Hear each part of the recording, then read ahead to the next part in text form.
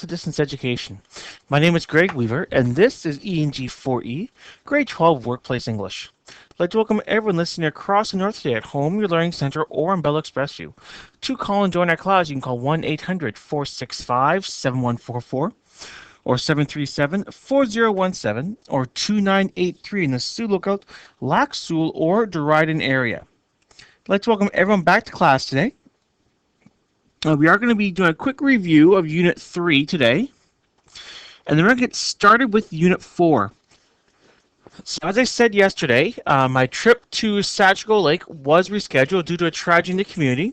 It looks like it'll probably end up being next week, probably Monday, Tuesday. But I'll let you know more about that when I know tomorrow. If I do go, our classes will be canceled both days. And if we need the makeup class, we'll do makeup classes on Friday. Remember, next week is our last week of radio classes. We are getting close to the end. If you're still working on assignments, please get them in as soon as you can. It's going to be really important that you get your work in. If you are planning on graduating this year, we cannot do an extension for this course. If you are not planning on graduating this year, we can. But graduation is the 24th of June, which is 3 weeks today. And so you need to ensure that you get your work in. If you do need any help or any just support and like that, let me know. I can always set a Bridget class from my desk here in Sioux Lookout. Or you can call me, email me, text me, or Facebook me as well. And I'll be glad to help you out and assist you in any way that I can.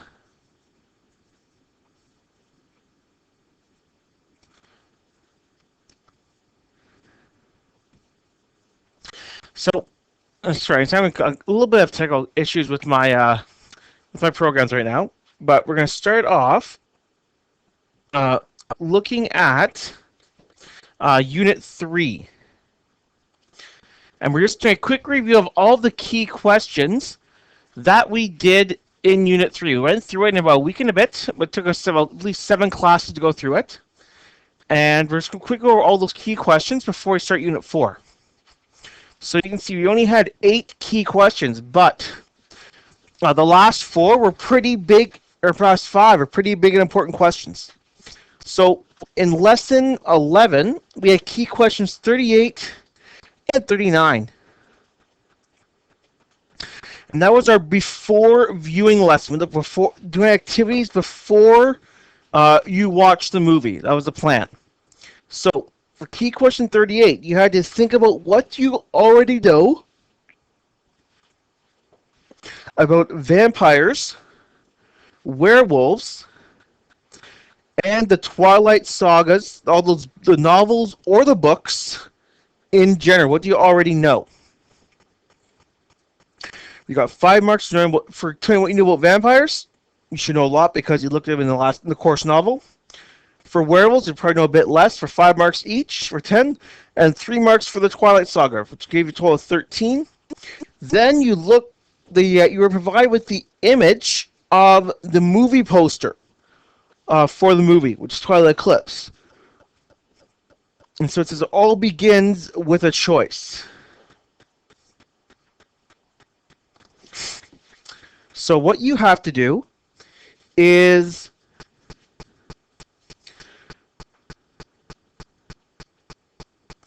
just make some predictions based on what you think the movie is going to be about based on this movie poster. So what do you think it's going to be about? So think about that, and just think about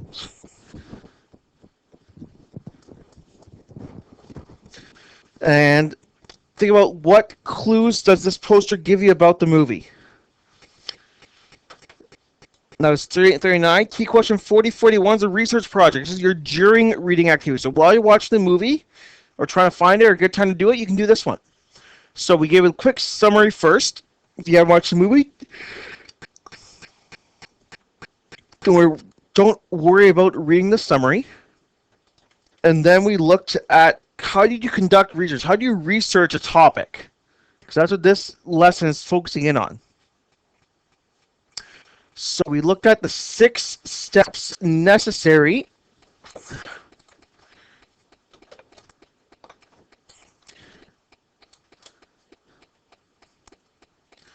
and there, be sure you know what you're looking for. Use multiple word searches. Enclose search phrase in quote marks to narrow it down. Use the minus sign to filter unwanted results. Learn how to skim the hits for web pages that you think will be interesting. Be sure to evaluate the reliability of the information that you find. So think about that as well.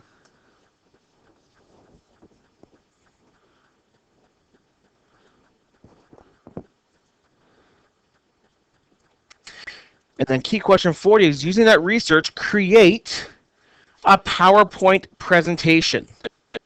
So key question 40 is using this research the Quileute tribe, which is the tribe that's featured in Twilight Eclipse. So research them. Look at the traditional territories, their cultural traditions, their history, some samples, and then how the movies impacted the tribe and the information that you think is important. We did a little tutorial on how to use Microsoft PowerPoint. And it's just a really basic one. If you need more help or more information on how to use it, feel free to give me a call, and we can work through some examples. Or there's also lots of tutorials and videos available on YouTube. So you're welcome to check that out as well. And use that as well. If you can't get home here, you want to get it done right away, I'm not available. So that's 40 and 41 for lesson 12. Now 13, 14, 15 gets to stuff that's a bit harder to do, a bit worth a lot more marks. So first key question 42. This is after you've watched the movie. I want you to think about what you saw. And there were 6 questions here that you had to complete. Now, I expect that these questions will probably take you probably about 2 hours to do. There's a lot of thinking and a lot of connections you have to make as you answer these questions. So the question first was, what does Victoria, or why is Victoria creating a newborn army? What's her motivation? How would you respond if you also suffered a loss similar to this? 2 is, why does Bella want to be turned to a vampire? What's driving her to reach this decision? Is it a good decision or not? 3 is, what did you like about the movie? And what did you dislike about the movie? And explain why you liked it and why you disliked it. This comes important for our next key question for 43 and 44 as well. Of course, you ever put some issue with Bella? Try to choose sides on an important issue. What was it and how did you choose? If you've never done that, if you had to choose between your spouse, your partner, and your family, who would you choose and why? And then number 5 is, how are stations portrayed in the movie? Is this an accurate representation, or has it been glamorized by Hollywood? And then, question 6 is probably the hardest one there. It looks at stereotypes. And stereotypes is a preconceived notion that society has of a certain people or ethnic group. So stereotype is what, in this question, with regards to First Nations, what stereotypes does the movie present about First Nations? Are the Quileute shown in a positive or negative way? What old stereotypes are broken? What new ones are created? How do you think these new stereotypes will impact First Nations in North America and around the world? So a total of 40 marks, of which 25% or the 10 marks comes from the last question. And that leads us into writing our supported opinion, writing 3 things that you would change about the movie and why. So we worked through this as a class. We worked through our examples.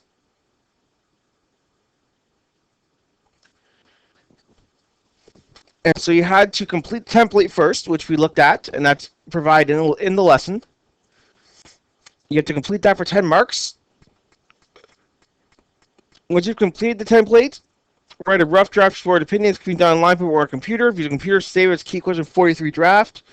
Don't spell or grammar check your draft before saving it. You edit your rough draft on the next part of the key question. That's for 10 marks.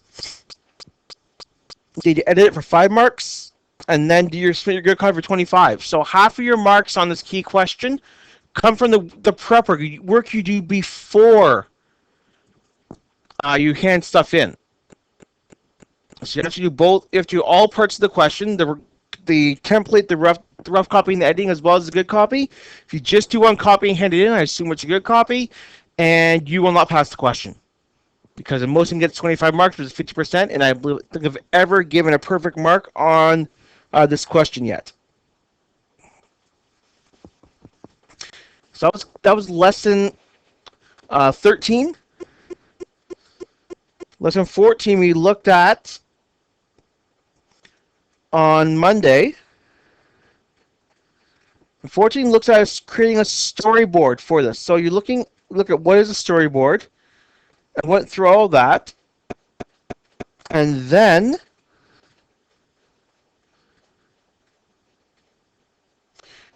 you had to create a storyboard of your own. So using the ideas you had from question 3 of key question 42, as well as we looked at in your supported opinion the last lesson, key question 43, you had to choose one change that you would make, and then visualize it. Or how would you film that? How would you present that if you're being told to make it? So you had to complete an outline, do your dialogue, and then do your storyboard itself. So to fill out this short little template there with the ABCD questions, just to get you guys thinking and focus your thoughts.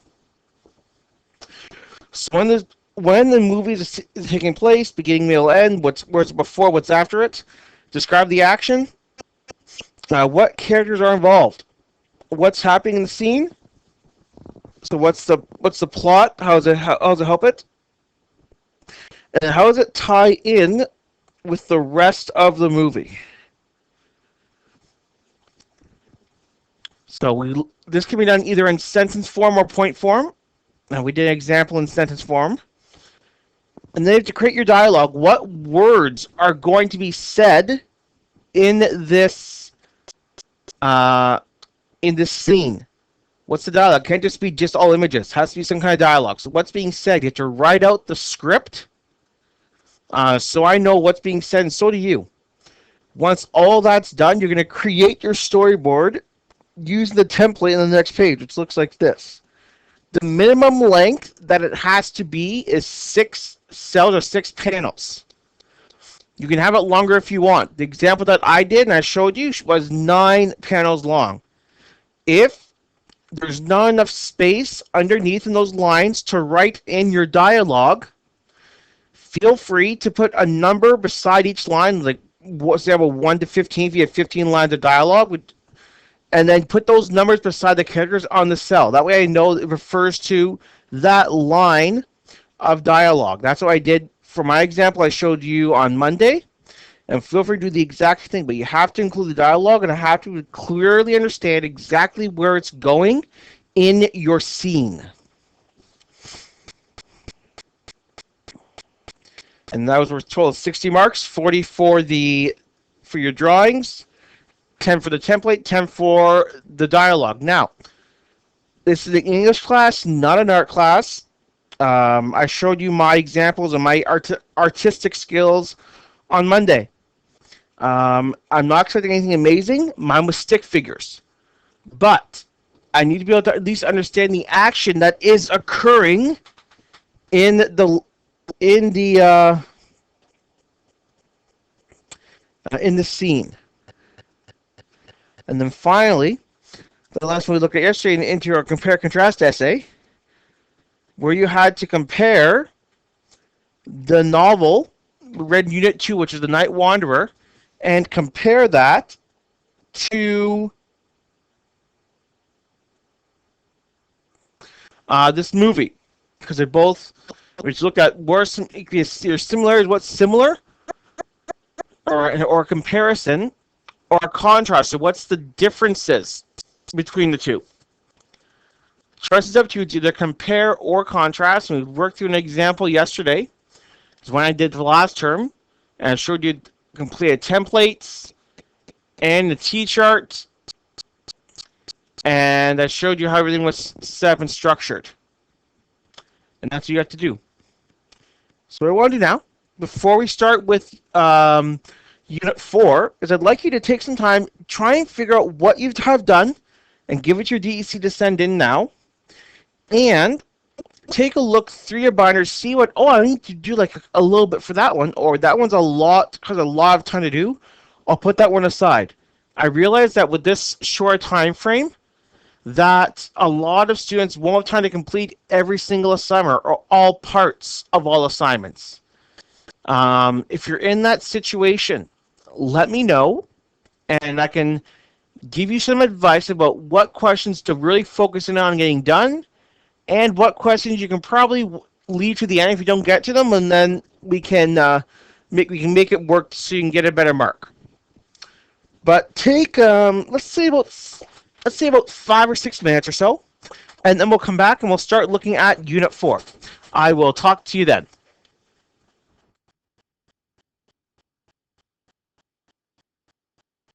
Binders, see what you had completed from Unit 3.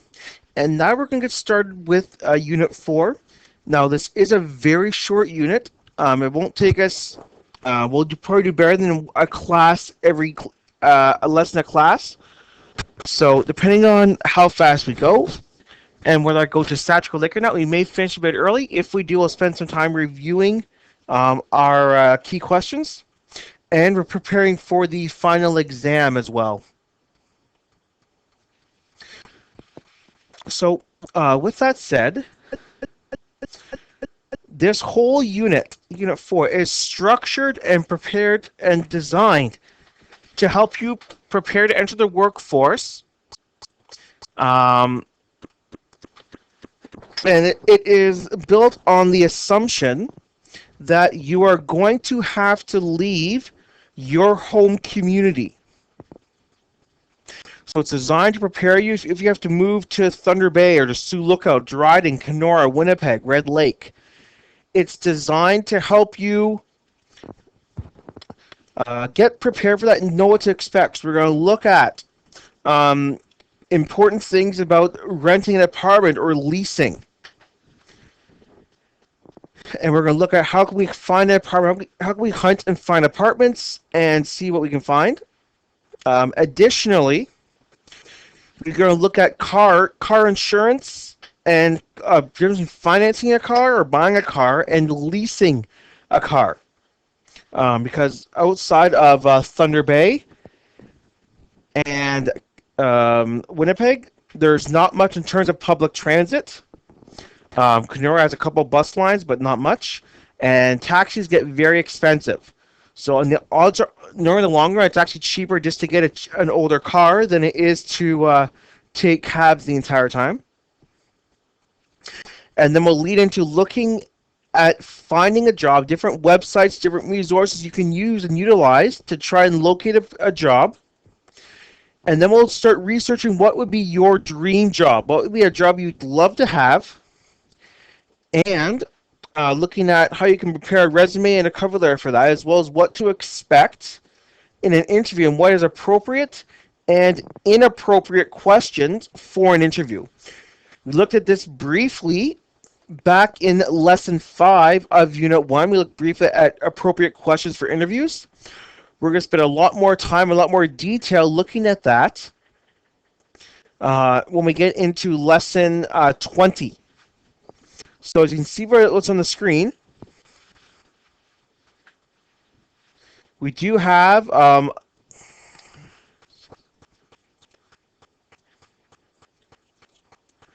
10 questions for this unit. The way they're clustered is 46 and 47 come from Lesson 16, 48, 49 are Lesson 17, 50, 51 is 18, 51 and 52 is Lesson 19, and then 52, 53 are 19, And 54 and 55 is lesson 20. This unit tends to be fairly easy to do. A lot of students, if they're having a hard time with units 2 and 3, get all of the work done in this lesson, or in this unit. It helps to pull the mark up. The ones that takes you the longest time to do, and will spend the most time covering if you're planning your time, are key question 53 and key question 52. Lesson 19 is about the longest question that will take you the longest to do. It's not necessarily very hard. It will just take you the longest to do. The other ones are pretty quick. You have about 10 minutes left in class. We'll probably get most of the way through key question 46 and most of the way through lesson 16. So with that, we'll get started. And any questions, especially when you get to lesson 16, it talks about buying a home, costs of buying or renting a home versus apartments. Well, if you have any questions, you're not quite sure what it is, feel free to ask me now, or if you're too shy, call, email, text, or Facebook me. So we'll get started with this and see how far we can get. So the first thing we're looking at is some definitions and terms for housing. So this lesson, you'll be learning terms and definitions related to owning or renting a house or apartment. You will also learn about leases, including what it is, and are the limitations of a lease. And then finally, you will draft a letter to a landlord, notifying them that you are breaking your lease. So first, some terms. Average rent is the amount of rent charged by all the apartment buildings at a specific point during the year. In some cases, the average rent is only given for apartments with 2 bedrooms and 1 bathroom. The middle rental amount is the median, and the vacancy rate is the percentage of all apartments that are empty in a building or a specific point in the year. A normal vacancy rate is around 5%. The lack of rental units or vacancies means their chance rent cost will rise. Depending on if and when you move, where you move to. There is a severe housing shortage in Sioux Lookout and in Dryden and in Thunder Bay. It is very difficult to find a affordable place to live, especially in Sioux Lookout. I know that for a fact because I have in the past been a landlord in Sioux Lookout, and I know it is somewhat challenging to find it. So keep that in mind. That cost may be higher, and also look at some different fees or requirements that landlords may have in order for you to secure an apartment in their building. So we have now, this chart gives you an idea, and this is from 2012, so it's already 3 years old, of income requirements and typical occupations of people in Southern Ontario. I know it's in Southern Ontario, but it gives you an idea of how much things cost. Up here in the north, things do cost a bit more. In Southern Ontario, most houses are heated with propane or natural gas, which is a lot cheaper than the heating oil or electricity that is used throughout the north. But for a condo, which is like an apartment that you own, and it's in a building as well, average price in the Durham region, which is just just east of Toronto, is about $275,000, which is what it would cost you to buy one. For a mortgage, you need about 5% down, and so after that, it will cost you about $1,245 a month for your mortgage, or the money you pay the bank back when you borrow it to buy it. And then plus still you pay for your water, pay for your heating, whether it is electric or whether it's natural gas, your hydro bill, and then your food and telephone, internet, cable, all that stuff like that. So let's say the minimum household requirement would be $50,000 a year, or $23.10 an hour. So what are some typical occupations? Well, starting out teacher would make about $59,000. Nuclear tech, because a nuclear plant in Durham, would be $55,000, or dental hygienist is about $56,000 a year. All these salaries are based on them working full time and then paying into a pension plan, paying taxes, paying your EICP, all that stuff as well. To get a starter home or your beginning home, it's $320,000. You're looking at about $1,500 a month for mortgage as opposed to $1,250, and need to have a bit more money. And so it tells you what you have to do, such as a nurse or a paramedic. The average home price and the middle price would be about $400,000. So your mortgage, how much you have to make and where it is. And then for a large home, if you have a larger family, $600,000. And then you have to be a lawyer, a doctor.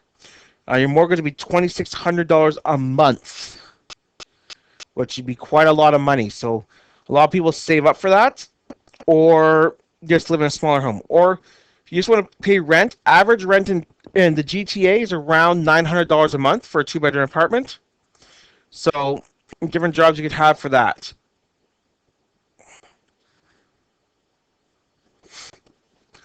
Here in Sioux Lookout, average rent on apartments here in Sioux is for 2-bedroom, 1-bathroom apartment, would you looking at between $900 to $1,200 a month. Looking at housing, Sioux Lookout, you're looking at to buy a starter home, you're looking at anywhere between $150,000 and about $200,000 to buy a starter home.